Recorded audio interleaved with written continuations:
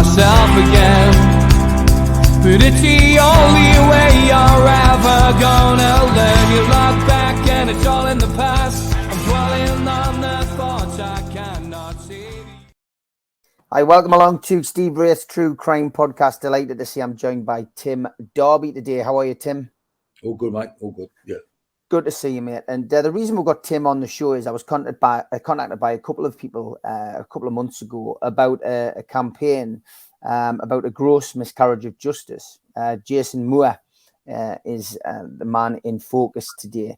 And Tim Darby is the elder brother of the man that Jason Moore was convicted of murdering, Londoner Robert Darby. So what I want to do is I just want to, with the help of Tim, explain the case and then show why there is a big outpouring of support for this particular miscarriage of justice. So, Tim, thanks for joining us on the show.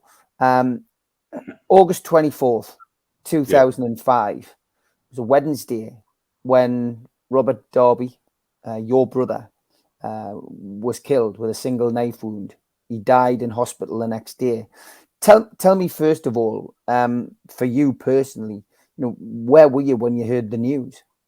I was at the office at the time. I received a call from my cousin saying, I believe at the beginning, that Robert had been shot. And we were in a meeting, so we stopped the meeting and we had to shoot right down to the Nick, the police station, to find out what had gone off. On the way down there, I had to phone them up and they wanted me to describe myself for obvious reasons. When we got down there, it turned out that he hadn't been shot, he'd been stabbed. So me and my brother Mickey, who's also got there, we made our way down to the London hospital. And as we got there, he was coming in. They were wheeling him out of the intensive care. He was up there. And basically they said, we've sorted it out. He's got stabbed through by the heart, but we've stopped that and we've put him in an induced coma. I went, okay. And I said, well, he said, yeah, we think he's going to be all right. And that was it. And then it obviously progressed from there. We stayed there the rest of the day. And then me and Mickey went off about 11 o'clock, half 10, something like that. They said, well, look, we'll wake him up later on. And I went, no, don't do that. I said, because if me or Mickey ain't there, the first thing he's going to do, he's going to hurt someone because he's going to think he's still in the tear up. So they said, okay, we'll leave it till you get back.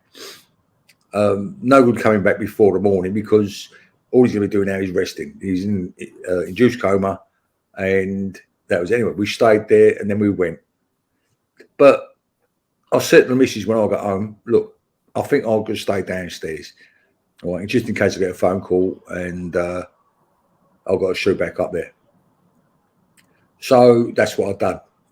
Anyway, about 1 o'clock, the phone goes and they said, you better come back up. So phone Mickey picked me up and we went back up there. When we got there, they said, well, no, he seems to be okay now. He seems to come around again and he's doing okay. So we stayed up there now. We ain't going nowhere. And then about 6 in the morning, we went and grabbed a cup of coffee downstairs and come back up and they said, no, he's gone. But we can't confirm it until we do have a test. But basically what happened, they said they think he had a massive stroke and obviously he died. But thinking back on it, he was laying on the pavement. They had to open heart surgery on the pavement for him, right? Massage his heart. But he was there quite a while, obviously with no blood pumping to his heart. And thinking back on it, you know what I mean? He could have been in a bad way if he'd come through. You know what I mean? You know what I mean by bad way. Yeah. And I don't think he would have wanted that anyway, you know what I mean? But that's what happened. And then like they had to do brain stem cell tests. They done one to see if there's any activity, but they couldn't do the other one till the afternoon. So we were up there all the time. And he had a machine sort of breathing for him, all the rest of it. And then 3:00 in the afternoon, they had done the other one, and they said, "No, we've got to turn it off." And then when he turned it off, that's when I went mad. That's when I went Gary. You know what I mean? Yeah. And that was it. Basically, he'd gone. So the incident itself, it happened in midday. It happened in broad daylight. It happened outside this pub. Yeah, the Valence one, yeah. On Perth Road. So, you know, from your perspective, you mentioned, you know, a tear up, a fight. You know, take us through what you know about that. What we knew then and what we know now. Right? Yeah. Basically, what we know now is that Robert and the co-defendant had grief. They had tear-ups before regarding something, but they were working together. I say working together. No, not working together. The co-defendant owed my brother $3,000. Now, we found out lately, well, not lately, over the last few years, whatever, that Robert obviously had been down there. But in the morning, he'd been down to his ex-girlfriend, who was supposed to be, who was banging on her car and shouting, but he wanted the co-defendant's number. We've only just found that out in the last few weeks. That's what he was after. And that's come from her. He'd gone over to the pub. The pub was called Hobnobs, which was owned by the co-defendant's girlfriend at the time. And he jumped over the back and screaming at the girl in there that he wanted the co-defendant's number because the geezers had been ducking him. Later on, I'll get to that later on, but anyway. So she'd made a phone call to the girlfriend who was at home about what's been going on to the co-defendant, right? And he turned the car around, made a phone call to Robert. They had to meet. It'd been Robert's birthday on the 19th, and he'd been partying ever since then. So he'd been on the Charlie, like he used to be a Charlie, like so his brain was active as fuck, but his body couldn't stand up. Never mind drive a car. And the offence were when they've got there. Robert said to the co-defendant, "What's that cunt doing there?" Meaning Jason Moore, who was sitting up in the car down the road. Right? What's he here for? So there was that's Jason Moore. So the grief was never with him. It was with the co-defendant. Anyway, they've come together. Now you've got to remember the co-defendant, Bird, has been on the phone with him, been saying, like, you've got to stop Robert Darby, he's getting out of the van, all the rest of it, you've got to have a word with him. So he's left him nowhere to go. So he's gone on to Robert. And lucky enough, at that time, Robert was, not coherent. So they've come together and Robert got stabbed. Now, we know what's gone off roughly by the sizes. Now, Robert's 6 foot. There was 3 men in the street. Robert was 6 foot. The co-defendant was 5'10", I think, 5'10", 5'11". And Robert's so-called friend, who was in the car with him, geezer by the name of Paul Hunt. We know he was in the street. We know now. Although he turned around and said he was asleep all the time. He was in the street, 5'7". So there's the 3 men in the street. These is done by the eyewitnesses. Now, the geezer who stabbed him was height of 5'10", 5'11", wearing a blue jacket. Now we know that was the co-defendant, right? He admitted that in court even that they'd come together. Now, eyewitnesses says only 2 men come together, the co-defendant and Robert. But later on down the line, they pulled out Jason Moore, and turned around and said he was a stabber. Nobody see him in the street. He's 6'5". He's 6'5". He's a big unit. You couldn't not miss him. They used to call him Lofty, right, or the big fella. Now, from what we can gather, he was in the car all the time reading the Wrestling Post. He didn't know about the grief. He was picked up in the morning, dropped off in the morning by Ganshill, by Redbridge, to meet the co-defendant, and they were going to go play racquetball. Now, he didn't know him socially. They knew each other. I think they met down the gym or something, and they used to play racquetball and the rest of it. And that was it. Moore didn't drive. So that's when it went on from there. Now, it came into effect that Robert's ex-girlfriend, Adele Rayner, knew Jason Moore, right? And there's been some speculation that them two were seeing each other, which weren't the case. Apparently, from what we can gather now, Adele Rayner didn't even have his number. They'd been out for a meal before. I don't know if all three of them went or whatever, but that was the end of it. So he didn't have no grief with him, really. But the old Bill put it down as a love triangle. And even Adele Rayner turned around and said, that's bollocks. That's all bollocks. You know, and I had grief with Robert because there was her and him had been having the rows and the rest of it. But, yeah, that was all bollocks. It turns out that the grief, the arguments and the rest of it was over the lump of dough that the co-defendant owed Robert. And he'd been ducking for it. So, I mean, they put him down, he's a businessman and all the rest of it. The guy had a 6 Series BMW at the time. Never even made a payment on it. He had money all over the place. You know, he never even made a payment on it. So this Moore used to put bets on for him. If it won, he'd give him a few quid. If it didn't, the bloke won't worry because he never even paid for the bet in the first place.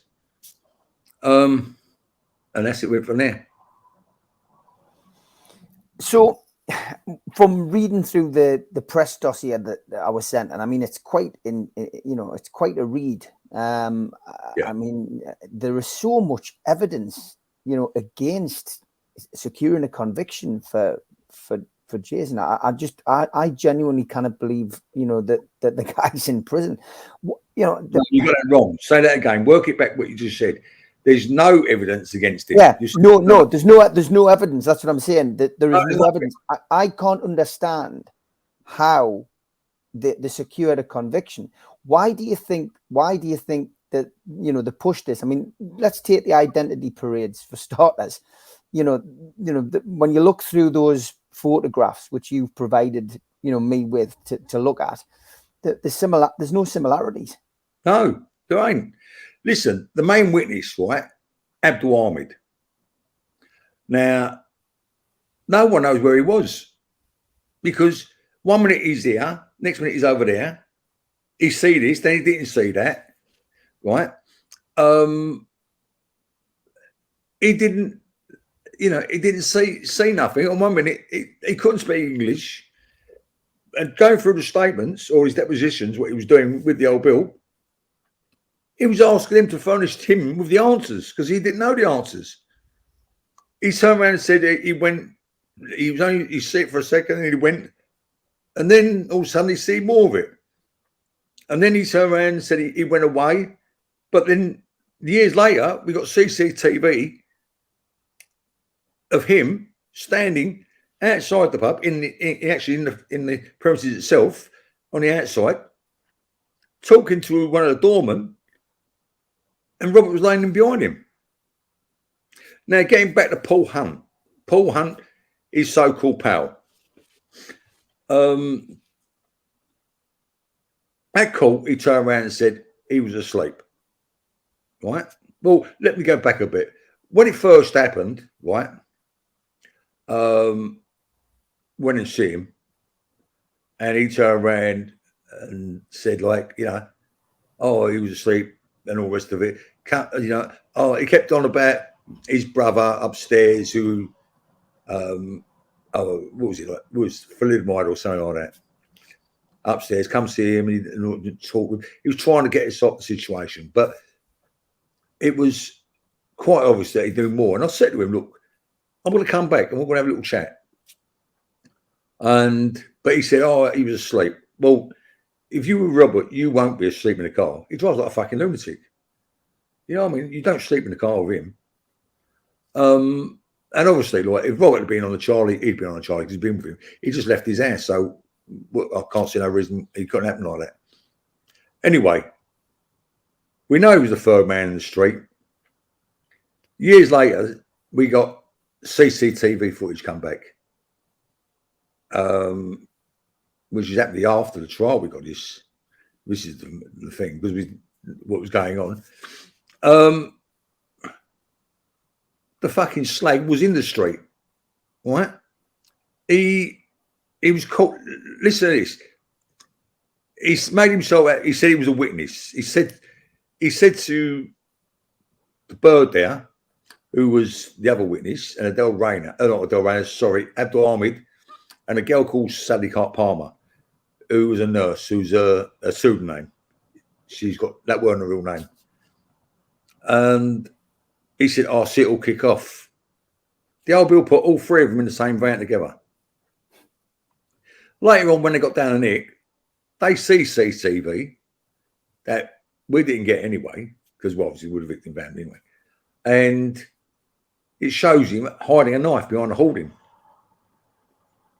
clearing up, wiping the prints, putting it behind a hoarding, and contaminating the crime scene. He's trying to grab Robert and put him in the car. Right? He's like, he's gone now. You know what I mean? But realised he couldn't do it, so I just left him there. Stood about, got on his phone, but didn't phone emergency services.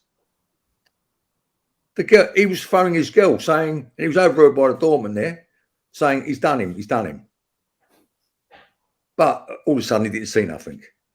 Well, they then gone around, well, we're nicking you. They arrested him for grievous bodily harm. He had a few bits of drugs on him and all the rest of it. They then de-arrested him and brought him, used him as a witness. A witness to what? The fucking geezer said he was asleep all the time. I mean, so, it's crazy. I mean, I've seen those photographs that you mentioned about him, you know, placing the knife. I mean, you can see it. You can see it, yeah. It's clear as day. He's contaminated the crime scene. He's hid a knife, right? And he's trying to get the Robert into the motor. The motor was full of claret, right? The passenger side was full of claret. I got that motor back later on, months later, but that was it. The scumbag fucking done all that, and he's supposed to be his pal. But it turns out that him and the co-defendant were acquaintances.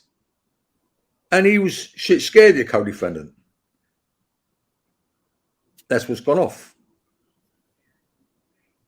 A lot of cases rely on forensics. And I mean, there's no forensic evidence. There is no forensic evidence to prove that he's guilty either, is there? No, none so ever. Look, the geezer was never seen. Like the stabber, right, was seen wearing a blue jacket. Right, blue zip-up jacket. That was found in the co-defendant's house. Right? Now, we don't know what size that jacket is. It definitely won't fit the big fella because he's a lump. He's a big unit. You know, they wouldn't. He was just not seen there. That's the only evidence is that jacket, right? Never come to light. They've mentioned it, but we've seen no forensic on it. We've asked for Freedom of Information Act. The solicitors have and all the rest of it, and they won't give it. They won't give it. Right. So there's none of that. There's no forensic. There's no eyewitnesses to him. Right. We got his Abdul Ahmed said, oh, it was the bigger man that done it. Well, the bigger man is in size in the street at the time was the co-defendant because he used to do all the bodybuilding and all the rest of it. But let me tell you something. I've never seen this Jason Moore. I've not spoke to him. I've not seen him. But from what I've heard, he stands out. You would not be able to say, "Oh, I didn't see him." He's a big unit, right? He's 6'5". So, you know, you don't miss things like that. The old Bill went up to Abdul Ahmed the night before the trial, and all of a sudden his statement changed. And in court, he turned around and said, Robert had a yellow handle scraper, but he was 30 foot away, apparently. He had a yellow handle scraper.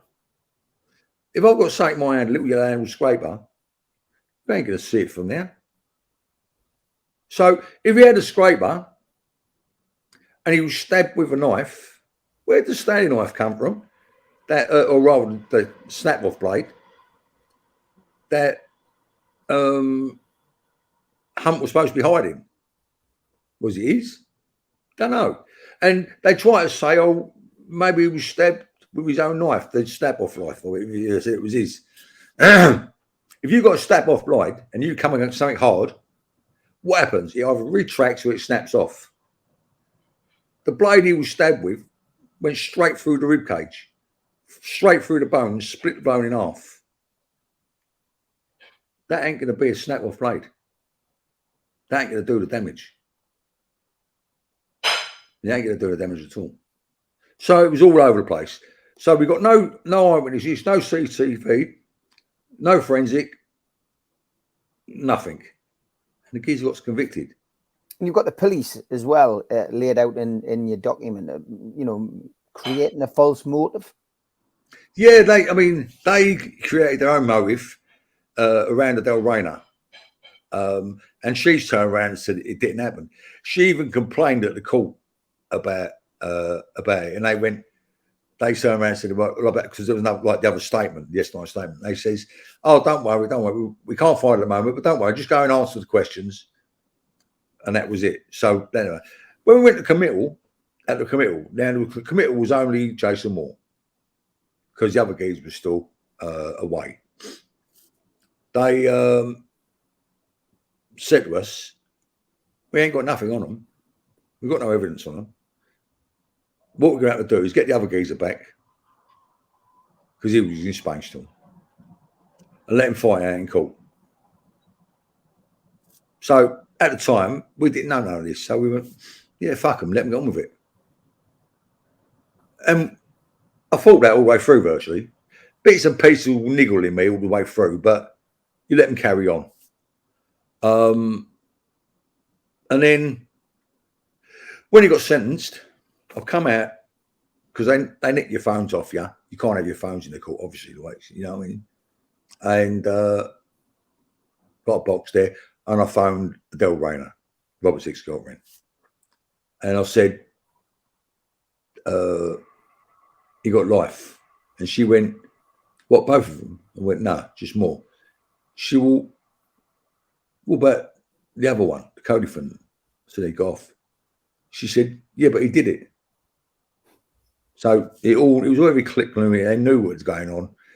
And that's when we started going into it afterwards. And it just didn't add up all the way through then. I phoned Hunt, and I went to him. This is the same day, I think, or the day after. And I went, we're going to have a chat. He went, it's done. I thought, what do you mean fucking done? How can that be done? You know what I mean? How can you say, like, it's your power when, it's done? I went, it ain't done. So he says, well, I said, I'll come and see you. Give you Christmas, because he's what on Christmas, and I'm going to come and see you. Then I phoned him later on that same day, and the phone was dead. He'd gone.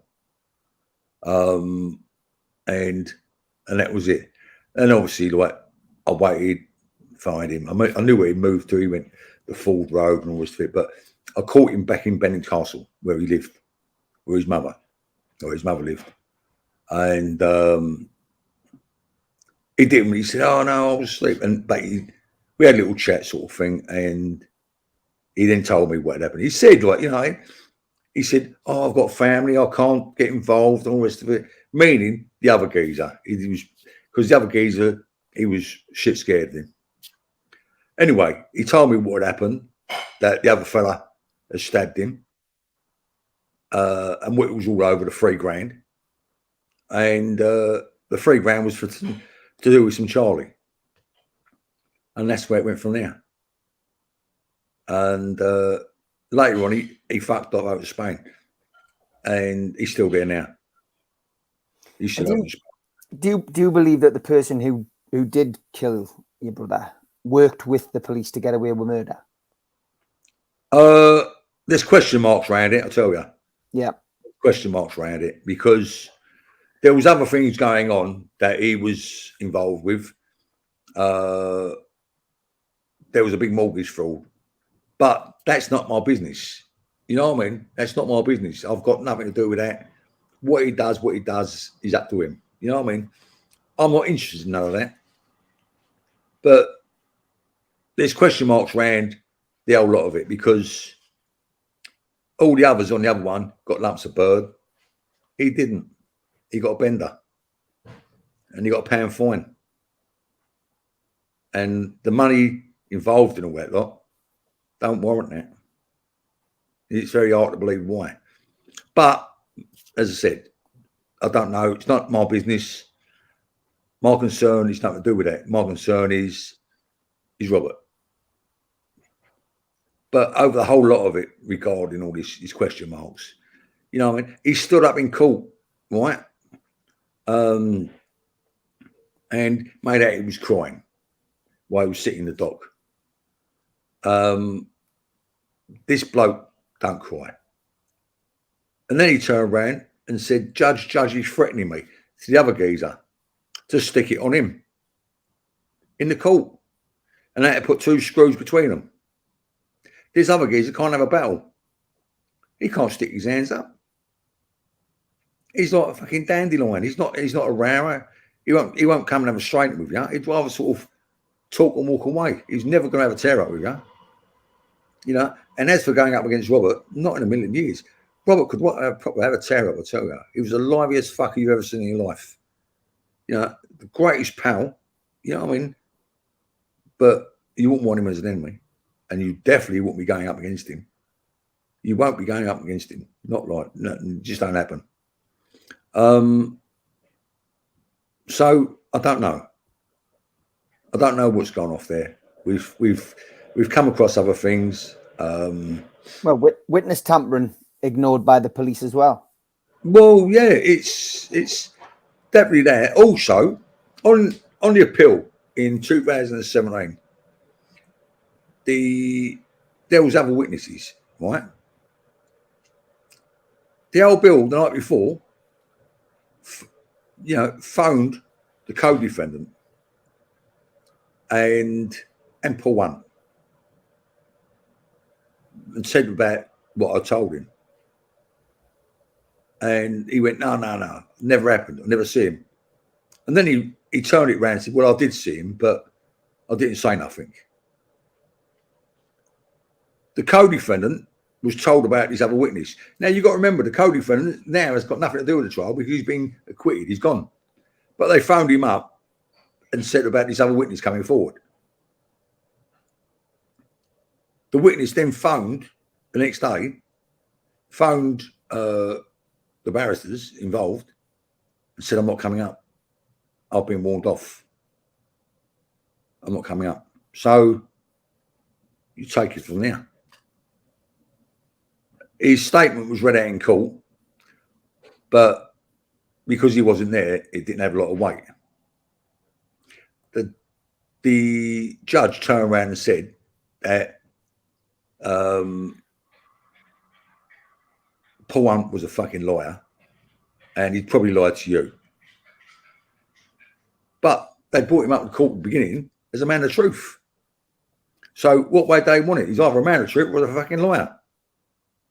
They've manipulated him because, for one, they didn't nick him for the hiding a weapon, having a weapon. cleaning the blood, tampering with the crime scene, and all the rest of it, and the drugs. Never nicked him for none of that. They said and brought him up to court as a man of truth, as a witness. The fucking geezer's a scumbag. He's bad news. Not for what he'd done, but for, he's supposed to be Robert's pal. He's supposed to be Robert's pal. He reckons he was asleep. I was asleep in the car. I didn't see nothing. I didn't hear no commotion. I didn't see no rows. Well, that weren't happening. That was the biggest load of bollocks you've ever heard in life. It didn't happen. The old Bill, one of the causes who was involved in the case, when the trial started, pleaded guilty to sending stories to a newspaper before the trial. But he said, apart from that, I admit no guilt. And he was allowed to carry on. He's now being promoted to a sergeant or something. All this police corruption is fucking terrible. We definitely think there's definitely a lot going on there. The blue jacket again is something which I find fascinating. I mean, as well as the fact that the knife that killed your brother, it's placed clearly in a photograph by somebody else. Prints are wiped off. Yeah, that weren't the murder weapon. Oh, it wasn't the murder weapon. All right, okay, that's my mistake. That's never been found. Right, it's never been found. So this is a completely separate item, but it's placed and it has no prints on it behind where Hunt's hiding it. That's right. Yeah. Yeah. So, the coat, the jacket though. The police won't release that, will they? No, they won't release it. And why won't they release it? They won't tell you. Listen, we've put in for Freedom of Information Act, for the right to look at things and things like that and information. Won't give us. Basically told us to fuck off. The blue jacket, Paul Hunt's statement when he was first arrested, is all gone. No, nothing there. They won't show it. Won't show it. The ID parades. Now, there's ID parades, right? I say it was done with photos. The first time, when it first happened, the bird picked out no one, right? Witness say Abdul Ahmed picked out a bloke that looked like the co-defendant, short cropped hair and all the rest of it. 100% sure that's the one. 7 years later, or 8 years later, 7 years later, the night before a trial, we think he was shown a photograph of Jason Moore, right? And I've gone with this stand knife, and he said, he come to court and say, yeah, I'm come to court today to say that this man was a stabber. But he wasn't allowed to see him because he was behind curtains. All the witnesses were behind curtains. If they had drawn him curtains and said, was that the man who stabbed it? He would have gone, no, that weren't the man. And we totally believe that.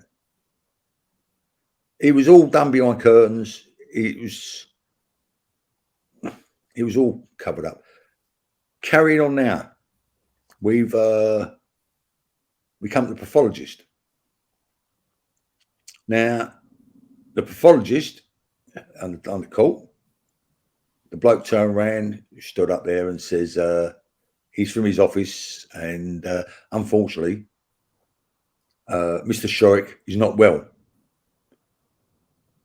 Kenneth Shorrock is not well and he can't be here today. That weren't the case.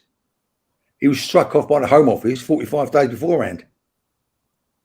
And he knew it, this geezer Paul, because he works in the same office. He'd been struck off for his work, his interpretation of what's been going on and the rest of it. So technically, his evidence couldn't be used. And it was all over the place. There was no drawings done properly, and it wasn't done properly. It was all over the place. Now, they've lied to the judge and also lied to the jury by saying, oh, he's ill. Not that he'd been struck off. He was the same bloke who's involved with other high-profile cases, this fella. And he's been struck off. And he was struck off 45 days before the trial. They never mentioned it. Never mentioned it. They just... You see what I mean? The CP... I've had meetings with the CPS, right? They didn't want to get the meeting first. They kept blocking it.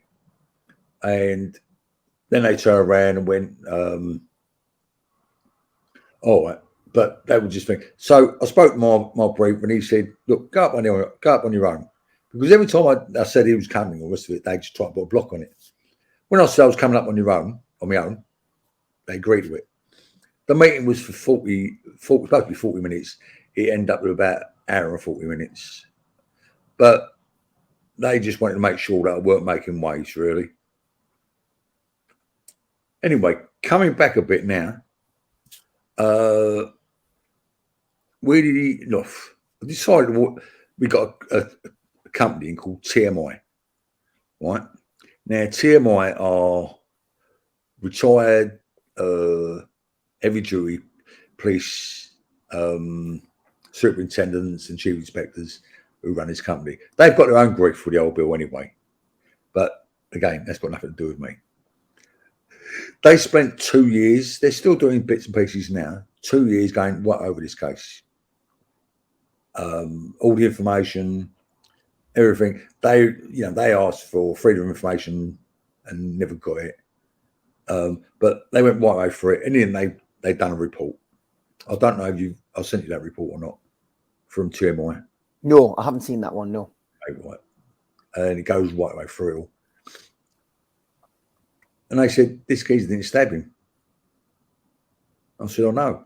He said, no, he didn't stab him. And they went right through it and everything, and they pinpointed everything. So you got to remember, you got these ex-detectives that were somewhere in the murder squad, actually in the same squad that are dealing with the case for bargain. And one of them, Steve Hobbs, has been involved in over 200 murders, lead detective. So you've got someone with that much experience going up against these blokes who have got 5, 6 murders in them, and they're not taking any notice of what he said. You know what I mean? They just keeping away from it because they don't want that. Remember, this was held by 3 different teams, and each team that went in there on his murder has swapped it all around again. So you have one. They always told us at the beginning, right, that the other fella was the one who stabbed Robert, but they changed it around as they go through. Art Ryan heard that from Hunt, got told that from Hunt. I got called down to Nick, and they said, oh, we got Robert's stuff here, right? I went, all right. So as we're waiting, sitting there, we're chatting, and I said to the bird, she's on about, oh, at least we got it sorted out. I went, you got the wrong man in there. And she went, no, we got the right man. I went, no, you fucking never. You got the wrong man in there, and you know you did. And I started going into one, and she said, if you don't calm down, I'll arrest you. I went, what, oh, you? What, and him in there? Another little clown that was standing there. I went, don't be stupid. And got me stuff, and I went. I think 4 o'clock in the morning, I can't remember, it was the day after, there was a bang on my door. My mum just goes downstairs, it's the old bill. So goes down, what do you want? We wouldn't have a chat with you. They give me a reverse Osborne warning. Basically saying, look, you know, we know you're not happy with the outcome, but just letting you know that if anything goes off, we know where to come. And that was it. I got 2 of them over this, after this case. I got 2 of them. Because at the beginning, I was getting more information, obviously, what they were going back. I had a lot of Robert's pals phoning me up, telling me this, that. You get a lot of verbal diarrhea at the beginning, as you know you do. You know what I mean? You know, people's trying to stick themselves up as being fucking Charlie Big Bollocks, and it's not. You get all that coming back. You got to take a lot of that away. You got to throw it away. It's all shit, and that's it. Anyway, it all went on. We finally got the trial. You know what happened at the trial. I made the phone call to the ex-bird of his, and that was it. We got in the motor, and as I'm driving away, I see the sister. So I said to my brothers, I'm going to go and chat with her. And they went, leave it. I went, no. And I went over there, and I went, are you the sister? And she went, yeah. She was a bit sheepish. You know, I said, listen, you ain't got no worries. I said, I know your brother didn't do this. And I'm going to try and get to the bottom of it. I said, you ain't no worries about me. Your family were never in any problems, right? Because what had happened, it turned out the old bill had gone down there, right, down to the Moore family. This is years before. And they said to her, or said to the family, really, regarding the brother. And they said, the Moore family said, have we got any problems? And they said, yeah. And she said, or he said rather, the old man, can you protect us from Darby family? And they went, no.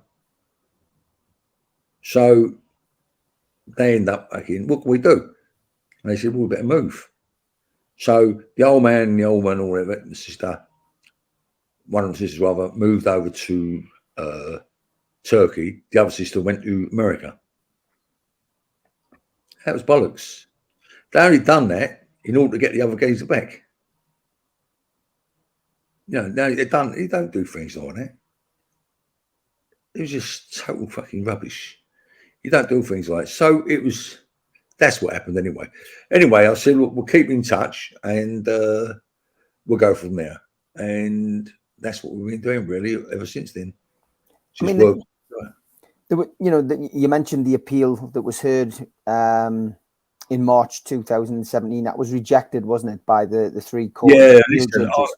I spoke to my break when he turned around and said, it's funny really, because he turned around and said that if he'd got up in the morning, right, obviously he weren't now, but he said, if I got up in the morning and you told me the three judges that are going to be there, he said, I would have turned over and gone to sleep. He said, because you ain't going to get nowhere with them. He said it was a waste of time. Waste of time walking into court. You might as well have gone and have a cup of coffee and go back to bed because you weren't getting no result there. You weren't getting no result. So that's the sense of the appeal. They had a lot of new evidence come through, and I just didn't want to listen to it. Didn't want to listen to it. Not so much that on my part as what they found out themselves. They didn't want to listen to it. Nothing at all. Go on, you were going to say something. I can't remember. Yeah. The other thing I was wanting to talk about is, I mean, do you think the fact that, Moore fled the country, do you think that probably in a lot of ways made it easier for the police to do what they've clearly done? Because it ultimately it didn't look good, did it? The fact that he'd left the country, power had gone as well, hadn't he? But maybe that was if he'd only just stayed in the country, maybe it wouldn't have cast this kind of suspicion over him. Do you think that was partly the reason it made it easy to set them up like they had? Look, what we can gather is that after the incident, right, the co-defendant got phone calls coming back to him and all the rest of it. And he turned around and said, look, they didn't know he was dead, but they knew there was a problem because if Robert pulled through, he was going to come back at him. And the other geezer turned around and said to him that this is what I've heard, that I'm going to fuck off. You better go because he's seen you and he's in the company of you and all. And you know what damage you can do. So you better fuck off. And if we don't, the brothers will. So he went. He went. Mistake, yeah, in respect of like, because if you look at it, we don't dispute that Robert had something in his hand, right? So it could have been just a self-defense. And we would have understood that, you know what I mean? Would have been too happy, but it would have happened. You know what I mean? It's self-defense and that'd be the end of it. But by running, they made things a hell of a lot worse. A hell of a lot worse. You know what I mean? The co-defendant, yeah, big time, he made it a lot worse. If you'd stood still, this wouldn't have happened. It was a tear-up that went wrong and self-defense. Oh, he might have got a little lump of bird, but he wouldn't be facing this. As for the other geezer, he was sitting down in the car down the road. He didn't fucking, there's nothing to say that he was involved in any way. It's difficult because from what the co-defendant said in court, when they pulled up, he turned around and said to him, "What's that cunt doing here?" So he had no grief with him. He wanted to know what he was there for. You could see him sitting in the car, pulled up with him in the car. What's he doing here? What's all that about? His main grief was with the co-defendant over the lump of dough. And it all got pulled round. It's this way and that way. Now, people have said, yeah, but he was fucking there. But you could be anywhere. If you don't know nothing about it, how can you get involved? You know what I mean? It's like you're in a car with your pal and he gets out and has a tear up with a geezer. Geezer falls over, he's dead. Yeah. What about you? Well, you're there. As I said the other night when I was speaking to the other fella, we've had a lot of people come through and there's a lot, it's not only this case, it's other cases because you've got people who are banged up on the stupidest bits of evidence you've got and also on stuff that's been withheld that the CPS and the old will hold back. If you get nicked with something, let them have all the evidence. Everything goes in a pot, and you take your chance. You know what I mean? Everything goes in, and you either walk away or you get banged up.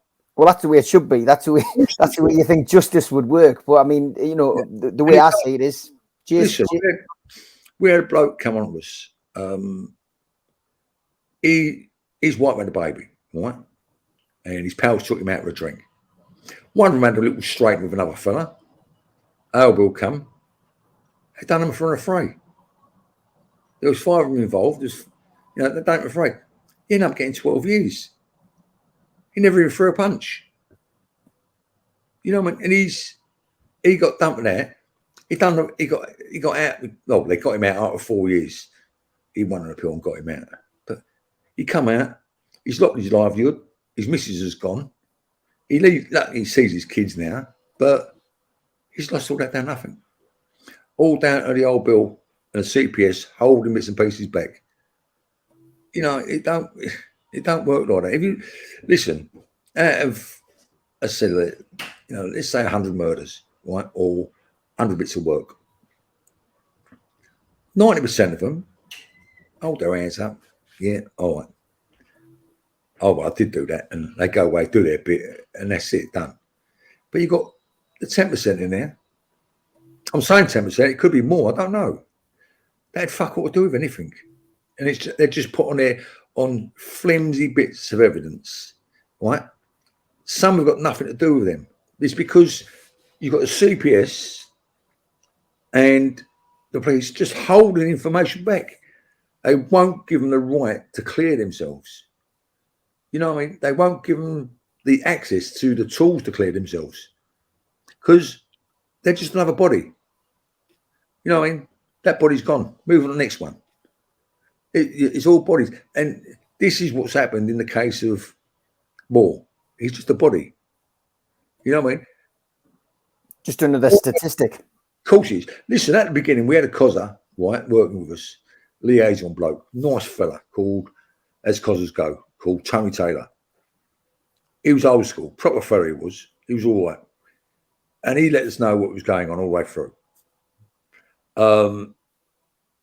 He retired, and sadly he died the day before the trial, right? I think he got cancer or something like that.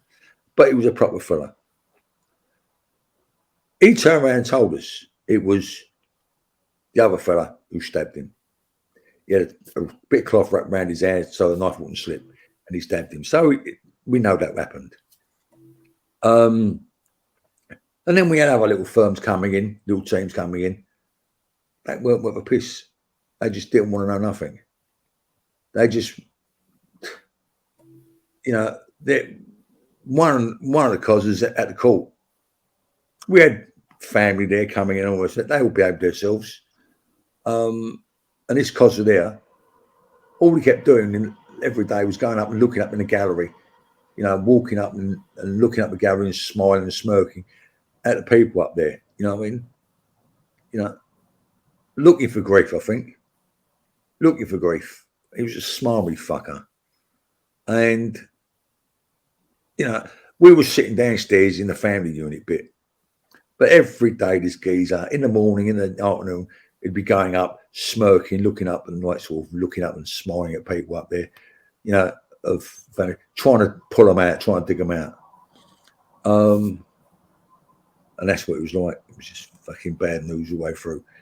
And at the time, we just thought, fuck it, let them get on with it, because we didn't know what was going on. It was just a case of, like, they got the bodies there now. Let's get on with it. It wasn't until afterwards that we found out, like, how one-sided this was. It was a one-sided. And it's crazy.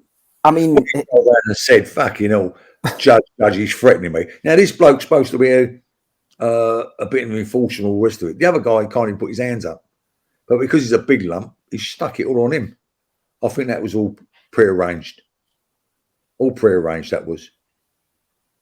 Yeah, and that stands out, as I say, when you look at the case in depth. And I mean, you know, the paperwork that I've read through is immense. Really, you just can't believe. You ain't got half it. Listen, if I was to move it about, you need a transit van to move it about. It's something I'll tell you. What with the TMI reports and the briefs, there's like, yeah, my solicitor, they've got their own solicitors, the Moore family.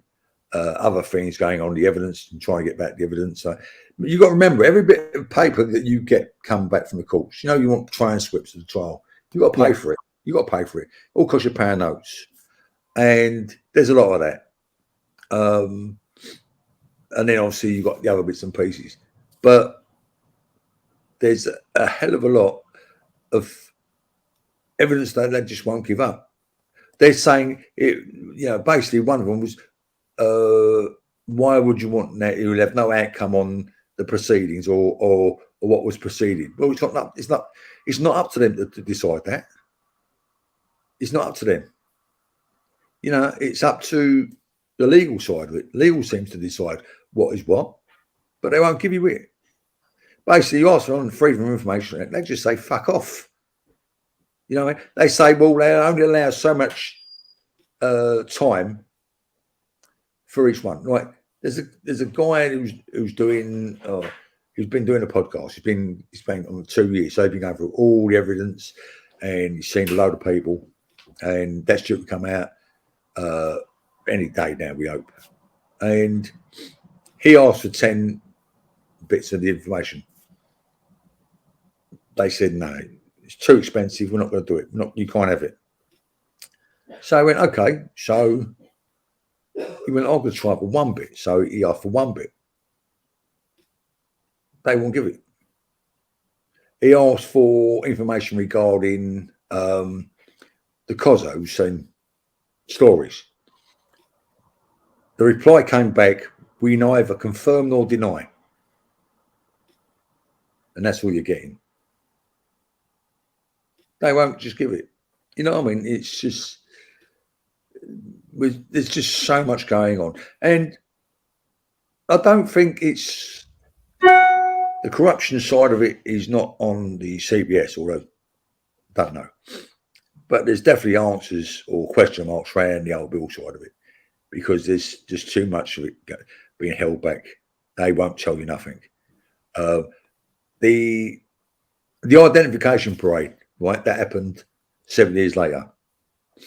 Sally Palmer was asked to do it, and she went, "Don't be stupid. How can you go back 7 years and pick someone out, or 8 years pick someone out?" And fucked them off. Abdul Ahmed was shown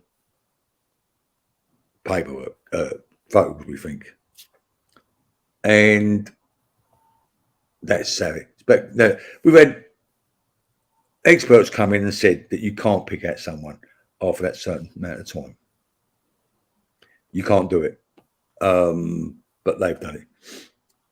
You know, we've got other experts have asked the CPS for bits and pieces. They just blank them. It's supposed to be back within 28 days. 4 months later, 5 months later, they still don't get nothing. And then they get a letter saying, "No, you can't have it. We can't find it, or we ain't doing it." They just blank you all the way. Tim, what's next for the campaign? Right. Well, we've had a lot going on. As I said, we've had we've had a lot of people coming and get on board now. We had a function the other week. A lot of good people come down. It was a good little do. We had likes of Bobby Cummins there, Linda Calvey, and there was a lot of people there having chats and talks and whatever. And it was a good night.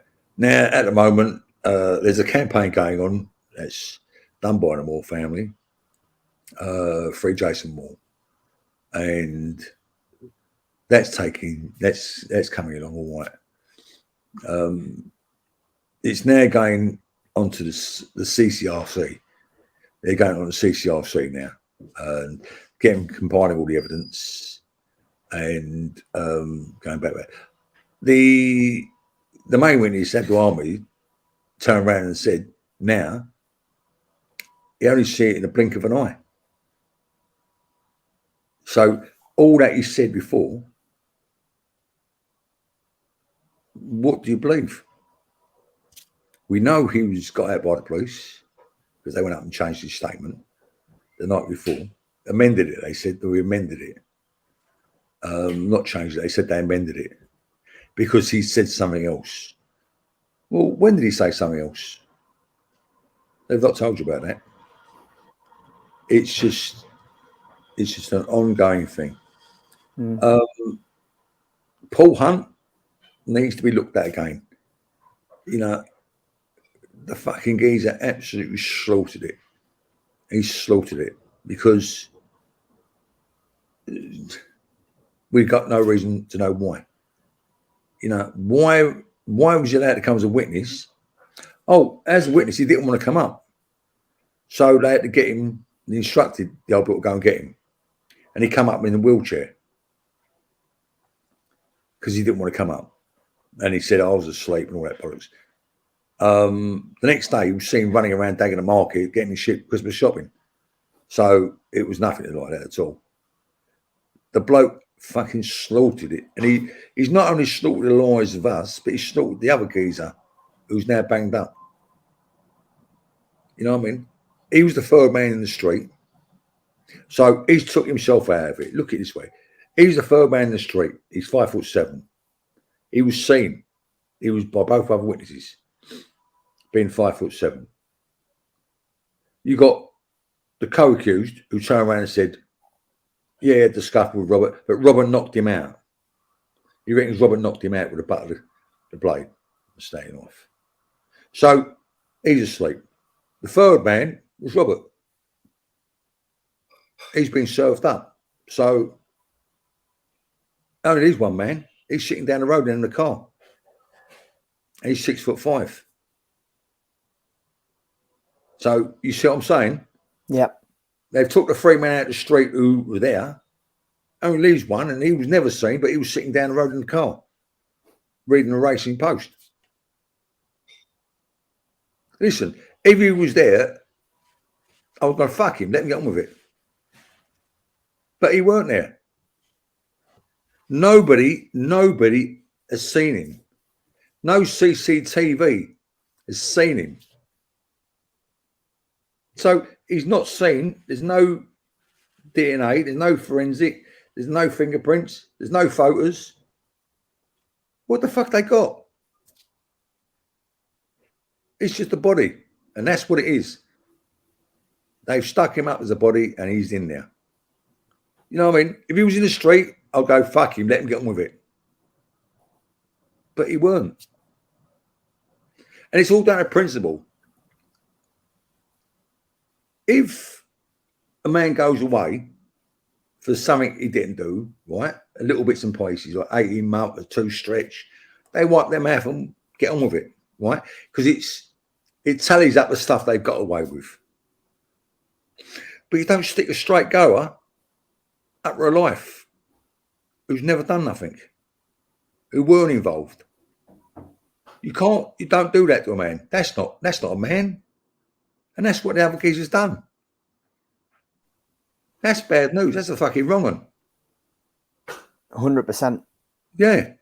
You know, he stuck the fucking other geezer up on it, right? Where, in actual fact, he could have walked away with it and all by turning around and saying, look, we had a little straightener.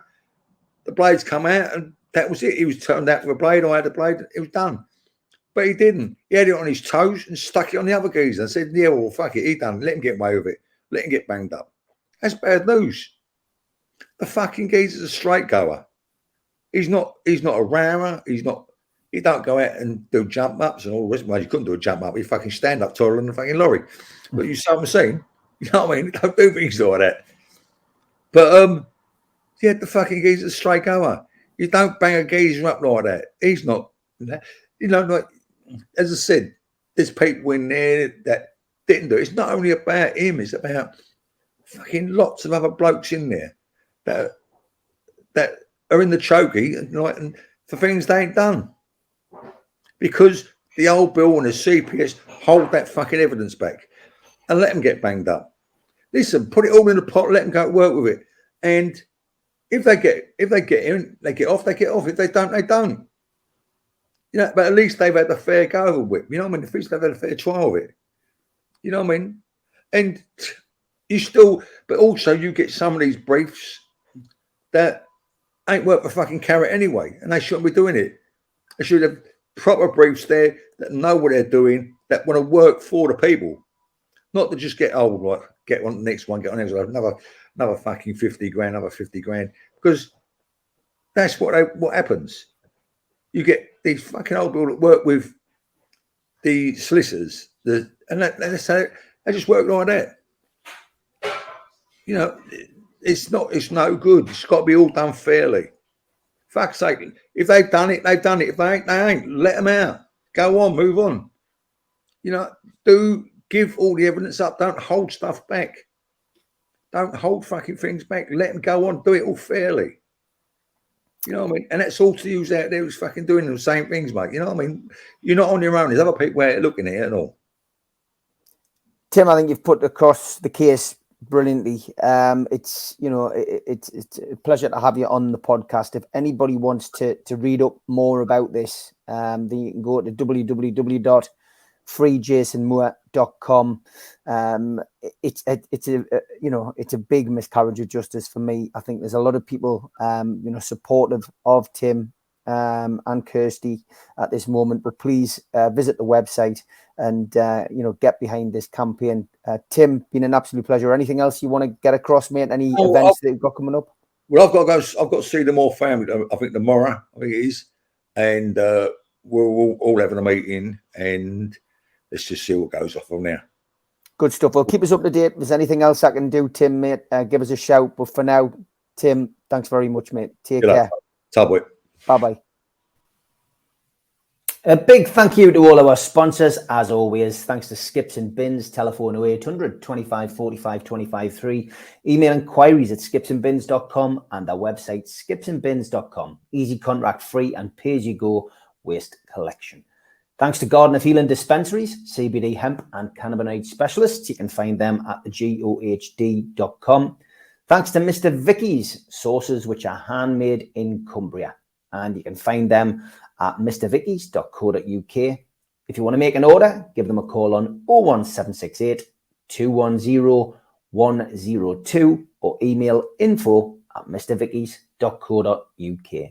Thanks to Blowhole Breweries, you can get a selection of beers, and the cans are in the design of the old Newcastle United entertainers strips. Blowholebrewery.co.uk. Thanks to Melly's Carpets and Beds, laying our reputation one recommendation at a time. The best quality around at the cheapest prices. Melly's Beds and Carpets.co.uk. Email sales@mellysbedsandcarpets.co.uk or give Melly a call on 01670 632 216. And thanks to United Group Travel Limited, UK Coach Holidays in Morpeth, 01670 362 460 or mobile 07957 141 654. Graham, your driver, Beverly answering your calls and looking after you on your tour. Some great deals coming up there. Get yourself onto the website to check them out. Thanks also to Media Arts, who do all of our videos and help us with the technological side of things. And thanks to qtechshop.co.uk, the makers of pool tables and snooker tables in Wallsend, Newcastle, and the guys who run our website, NUFCmatters.com. If you want to subscribe to the channel, then hit the subscribe button below. Hit the thumb up, which is the like button, which does us a big favour with the algorithm. And click share. Share it to Newcastle United Facebook groups or Twitter accounts or your own social media to help our community grow. And if you want to join the channel, hit the join button. And for as little as $1.99 a month, you can get some members-only videos and chances to win some fantastic prizes. We're also available as a podcast on iTunes, Spotify, Podbean, and the rest. Don't forget as well that we do events through NUFC Matters. And this one is the next event coming up, Friday the 24th of February, an evening with Newcastle United legend Steve Howie. Friday the 24th of February, Tyneside Irish Centre, and tickets are available at £50 from newcastlelegends.com. If you also go onto Voucher and search for the event, you can pick up a bargain on there. Don't forget, we also support the food bank on this channel. www.nufcfansfoodbank.co.uk is where you can find the Matchday Bucket. You can make a virtual donation to the Matchday Bucket 365 days of the year to keep helping the food bank in Newcastle.